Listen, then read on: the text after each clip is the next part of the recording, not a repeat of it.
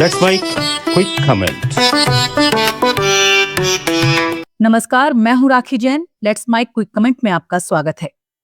आज हम एक बेहद दर्दनाक हादसे की पूरी कहानी बता रहे हैं। जयपुर के सवाई मानसिंह अस्पताल यानी एसएमएस हॉस्पिटल के ट्रॉमा सेंटर में लगी आग, जिसमें 8 मरीजों की जान चली गई। यह हादसा रविवार रात करीब 11:30 बजे हुआ, जब आईसीयू वार्ड के स्टोर रूम में शॉर्ट सर्किट से आग भड़क उठी। धुआं तेजी से फैला, जहरीली गैसें निकलीं और गंभीर रूप से बीमार मरीजों को बचाना मुश्किल हो गया। आसान शब्दों में समझते हैं क्या हुआ, क्यों हुआ और इसके बाद क्या हो रहा है। हम तथ्यों पर टिके रहेंगे, पक्ष विपक्ष के बयानों को शामिल करेंगे और सिस्टम की कमियों पर नजर डालेंगे। सबसे पहले हादसे का पूरा चित्र। एसएमएस हॉस्पिटल राजस्थान का सबसे बड़ा सरकारी अस्पताल है, जहां प्रतिदिन हजारों मरीज इलाज कराने आते हैं। ट्रॉमा सेंटर का न्यूरो आईसीयू दूसरी मंजिल पर है, जहां 11 गंभीर मरीज भर्ती थे।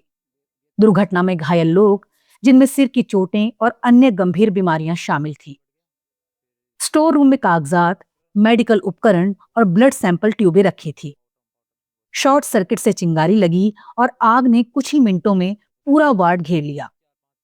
धुआं इतना घना था कि सांस लेना मुश्किल हो गया। अस्पताल के ट्रॉमा सेंटर इंचार्ज डॉक्टर अनुराग ढाकड़ ने बताया कि आग स्टोर रूम से शुरू हुई, लेकिन आईसीयू का कांच का स्ट्रक्चर धुएं को अंदर कैद कर लेता है, जिससे सांस की नली में जहर घुल गया। 24 मरीजों को बेड समेत बाहर निकाला गया, लेकिन 8 की जान नहीं बच सकी। मरने वालों में 3 महिलाएं हैं। 5 मरीज अभी भी क्रिटिकल हैं। फायर ब्रिगेड को 1 घंटे से ज्यादा लग गया आग बुझाने में, क्योंकि धुएं की वजह से अंदर घुसना नामुमकिन था।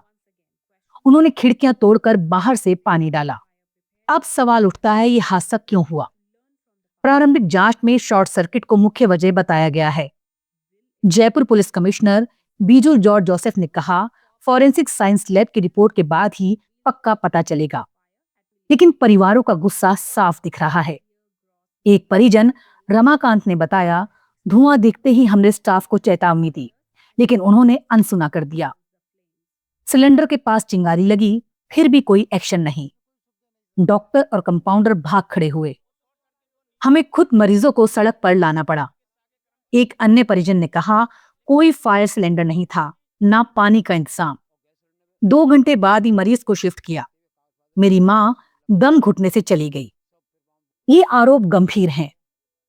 अस्पताल में फायर सेफ्टी उपकरणों की कमी, इलेक्ट्रिकल सिस्टम की लापरवाही और स्टाफ की ट्रेनिंग पर सवाल। राजस्थान में सरकारी अस्पतालों में ऐसी घटनाएं नई नहीं हैं। 2023 में भी जयपुर के एक अस्पताल में आग लगी थी, लेकिन सुधार नहीं हुए। विशेषज्ञ कहते हैं कि आईसीयू जैसे संवेदनशील इलाकों में स्प्रिंकलर सिस्टम, स्मोक डिटेक्टर और रेगुलर ऑडिट जरूरी है, जो यहां नजरअंदाज हो गए। प्रशासनिक लापरवाही पर गौर करें। यह हादसा सिस्टम की नाकामी दिखाता है।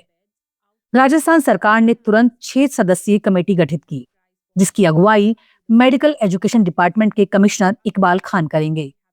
अन्य सदस्यों में मुकेश कुमार मीणा, चंदन सिंह मीणा, अजय माथुर, आर.के. जैन और जयपुर म्युनिसिपल कॉर्पोरेशन के चीफ फायर ऑफिसर शामिल हैं। कमेटी आग के कारण, फायर फाइटिंग व्यवस्था, मरीजों की सेफ्टी प्रोटोकॉल और भविष्य में रोकथाम के उपायों की जांच करेगी। रिपोर्ट जल्द सौंपी जाएगी। मुख्यमंत्री भजनलाल शर्मा ने सोमवार सुबह अस्पताल का दौरा किया, घायलों से मिले और कहा, यह हादसा बेहद दुखद है। प्रभावित परिवारों के साथ सरकार खड़ी है।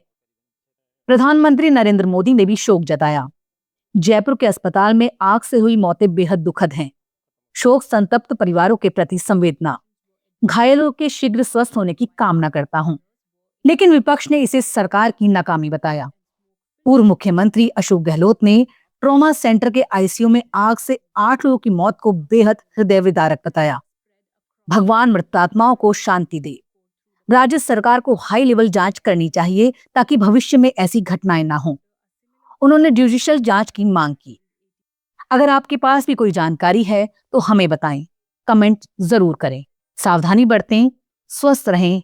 नमस्कार।